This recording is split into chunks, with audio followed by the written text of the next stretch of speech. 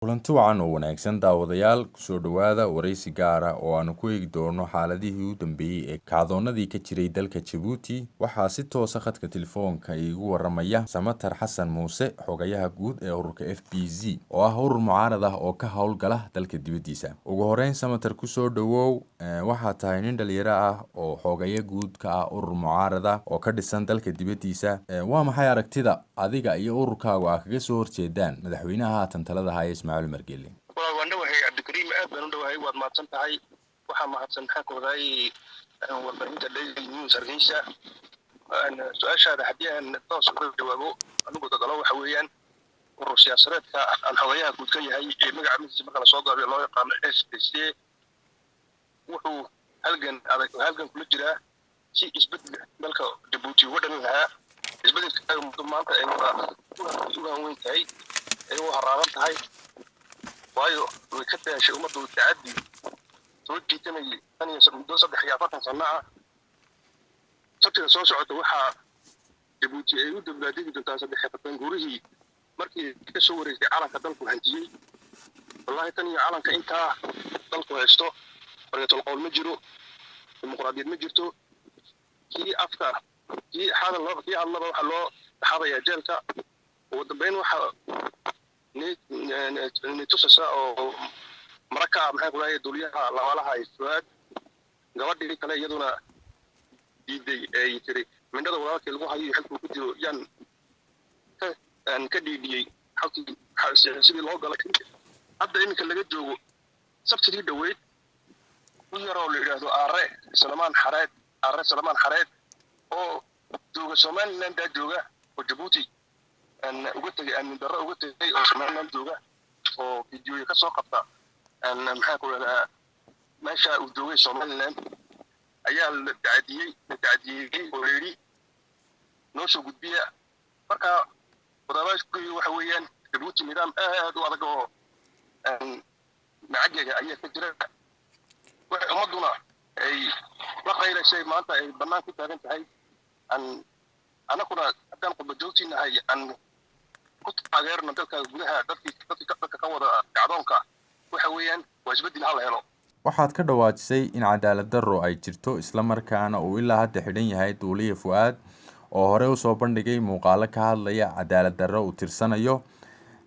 sidoo kale Deeqa Ciise oo kamid ah dadkii ka dhiidhiyay tacaddigii Fuad soo bandhigay. ka urur ahaan ma joogtaan dalkii gudihiisii oo waxaa ka howlgashaan dalka dibadiisa. maxaa ka qaban kartaan cadaalad darrada aad sheegteen inay ka jirto gudaha dalka maadaama idaan dalkii idinku joogin? waa runta waa su'aal aad u fiican weeyaan. waa su'aal aad u fiican. waa run dalkii haddaan ka diiwaan gashaneen aan dalkii joogin maxay wadaayay waxa quraatay aan qaban karno. hadda waxa weeyaan waa dawladdan aan la joogno, rayul caamka aan la joogno waa sida u tusi lahayn dawladda laanjiga ee dalka ka jirta saa u tusi lahayn. maxaan ku aad ugu dadaalnaa bishii maarseena soo dhaaf bishii saddexaadna soo dhaaftay shanteed waxaan la kulannay wasaaradda arrimaha dibadda ee dalka Belgium. waxaa kaloo xagaaga sanadka sabtida soo socota dowladda sanadii toddobaadka bishii lixaad sanadii hore aan la kulannay jimciyadda beesha dhaqaalaha Yurubta galbeed qaybteeda u qaabilsan gargaarka xorriyatul qowlka u qaabilsan ayaan la kulannay. marka dadaalkan ugu jirna anagu waa taa iyo sida aan safaaradaha Djibouti dalku ugu leeyahay adduunka dacaladeeda uu ku leeyahay aan ugu hor bahalaadi lahayn oo dhawaaqa aan u gaarsiin lahayn tacaddiga ka jira Djibouti yaan hawsheenu ay tahay anaga. ka urur ahaan wax jawaab oo laydinku soo celiyay ma jirtaa?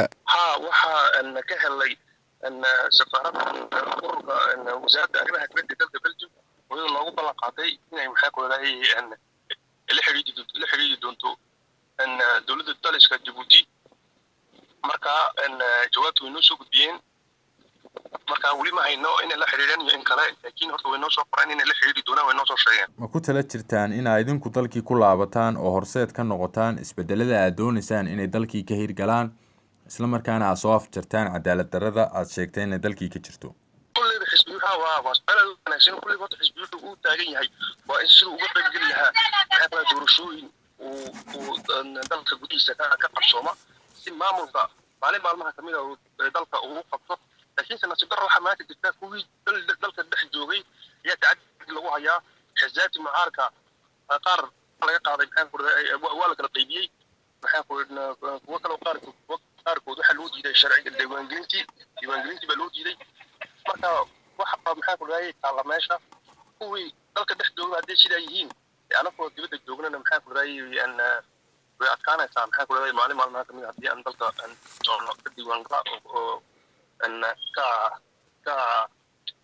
qayb gala ololaha iyo doorashooyin horta wallahi taana haddaan kugu daro doorashooyin madax bannaan oo Djibouti tan iyo calanka markii la qaatay mid oo hore oo ka dhacay Djibouti ma jirto waayo guddi xalaala oo doorashada maaraysa ma jirto taasna waa aasaasan kugu sheegay Samatar ururkiinu ma iminku mucaaradada bilaabay mise muddo wadin wallahi muddo ya anigu mucaarad soo diray wadan 29 dalka ان تجري الديمقراطيه ان dalka laga hirgeliyo dimuqraadiyadda ayaan anu halganka aan mucaaradnimada aan bilaabay oo xisbiga waxaan ku soo jirayay xisbiga qaranka ee dimuqraadiyadda oo marxuun aadan roob lacawaada ka madaxaa nimanka xisbiga ay gula jiray ee ka maamulanaa iyaguna sidaas leeg mar hore ayay halganka ay ku jireen gudoomiyaha xisbiguna waxa weeyaan waa nin maxamed axmed cabdillaahi la yiraahdo oo maxaa ku raday walaalkii